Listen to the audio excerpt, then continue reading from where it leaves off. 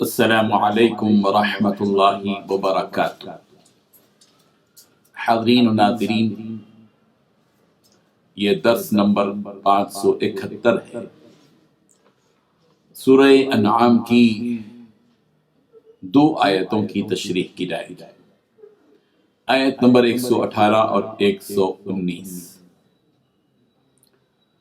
چلیے سب سے پہلے ہم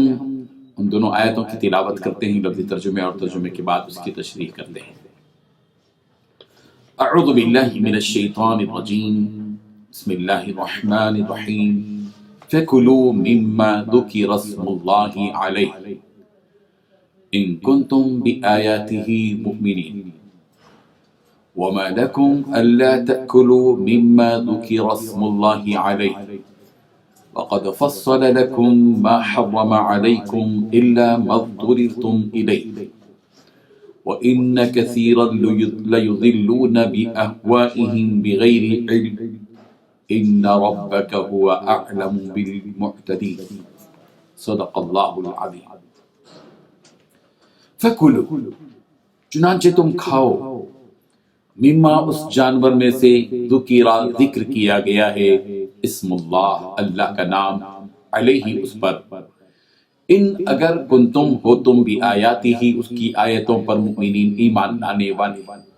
وما، اور کیا ہے، لکم، تمہیں، اللہ کہ نہ، تاکلو، تم کھاؤ، مما، اس جانور میں سے کہ ذکر کیا گیا ہے، اسم اللہ، اللہ کا نام، علیہ، اس پر، وقد، حالانکہ تحقیق، فصل، اس نے واضح کر دیا ہے، لکم، تمہارے لیے، ما، جو، حرم، اس نے حرام کیا ہے، علیکم، تم پر، الا، مگر، ما، وہ کہ، تم مجبور کر دیے جاؤ، الیہ، اس کی طرف، اس پر، وَإِنَّا، اور بے شک، کثیراً، اکثر لوگ، لیضلون، بہکاتے ہیں لوگوں کو، بِأَهْوَائِهِمْ، اپنی خواہشات سے، بغیر علم، بغیر علم کے، اِنَّا، بے شک، ربک، آپ کا رب، ہوا، وہ، اعلم، خوب جانتا ہے، بالمعتدین، حد سے گزرنے والوں۔ ترجمہ یوں ہے، سو جس چیز پر ذبح کے وقت اللہ کا نام لیا جائے، اگر تم اس کی آیتوں پر ایمان رکھتے ہو تو اسے کھا لیا کرو۔ اور سبب کیا ہے کہ جس چیز پر اللہ کا نام لیا جائے تم اسے نہ کھاؤ، حالانکہ جو چیزیں اس نے تمہارے لیے حرام ٹھہرا دی ہیں وہ ایک ایک کر کے بیان کر دی ہیں، بے شک ان کو نہیں کھانا چاہیے مگر اس صورت میں کہ ان کے کھانے کے لیے ناچار ہو جاؤ۔ اور بہت سے لوگ بے سمجھے بوجھے اپنے نفس کی خواہشوں سے لوگوں کو بہکا رہے ہیں، کچھ شک نہیں کہ ایسے لوگوں کو جو اللہ کی مقرر کی ہوئی حد سے باہر نکل جاتے ہیں تمہارا پروردگار خوب جانتا ہے۔ ان 2 آیتوں میں 7 باتیں بتلائی گئی ہیں۔ پہلی بات، ہر اس حلال جانور میں سے کھاؤ جس پر اللہ کا نام لیا گیا۔ دوسری بات، اگر تم واقعی اس کی آیتوں پر ایمان رکھتے ہو۔ تیسری بات، تمہارے لیے کون سی رکاوٹ ہے جس کی بنا پر تم اس جانور میں سے نہ کھاؤ جس پر اللہ کا نام لے لیا گیا ہو۔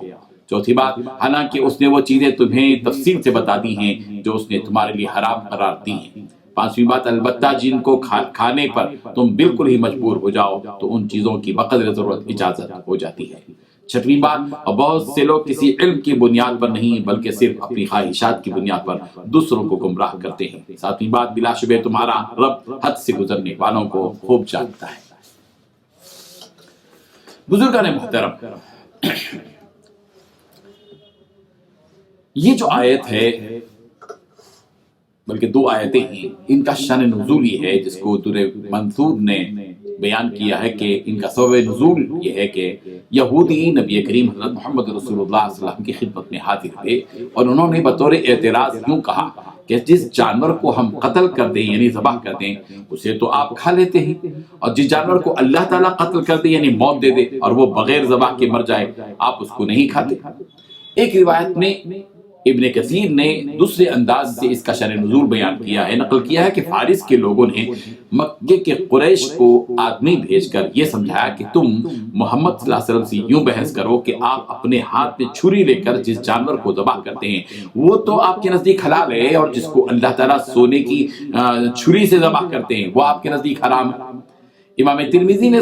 تفسیر سورۃ الانعام میں حضرت عبداللہ ابن عباس رضی اللہ عنہ سے روایت کیا کہ کچھ لوگ رسول اللہ صلی اللہ علیہ وسلم کی خدمت میں حاضر ہوئے اور سوال کیا کہ یا رسول اللہ، ہم جسے خود قتل کرتے ہیں اسے کھا لیتے ہیں اور جسے اللہ تعالیٰ قتل کرتا ہے اسے نہیں کھاتے۔ یہ گویا انہوں نے بطور اعتراض کی کہا۔ اس پر اللہ تبارک و تعالیٰ نے یہ آیت نازل فرمائی فَكُلُوا مِمَّا ذُكِرَ اسْمُ اللَّهِ عَلَيْهِ إِن كُنتُم بِآيَاتِهِ مُؤْمِنِينَ، کہ تم کھاؤ اس میں سے جس پر اللہ کا نام لیا گیا ہو اگر واقعی تم اللہ تعالیٰ کی آیتوں پر ایمان رکھتے ہو۔ اور وَمَا لَكُمْ أَلَّا تَأْكُلُوا مِمَّا ذُكِرَ اسْمُ اللَّهِ عَلَيْهِ، اور تمہیں کیا ہوا کہ تم وہ چیز نہ کھاؤ جس پر اللہ کا نام لے لیا گیا ہو۔ وَقَدْ فَصَّلَ لَكُمْ مَا حَرَّمَ عَلَيْكُمْ، جبکہ اللہ تبارک و تعالیٰ نے تمہارے اوپر وہ تفصیل کے ساتھ احکامات نازل کر دیے ہیں جن جن چیزوں کو اللہ تعالیٰ نے حرام کرا دیا ہے، ان تمام کی تفصیل حرمت علیکم المیتۃ والدم ولحم الخنزیر وغیرہ وغیرہ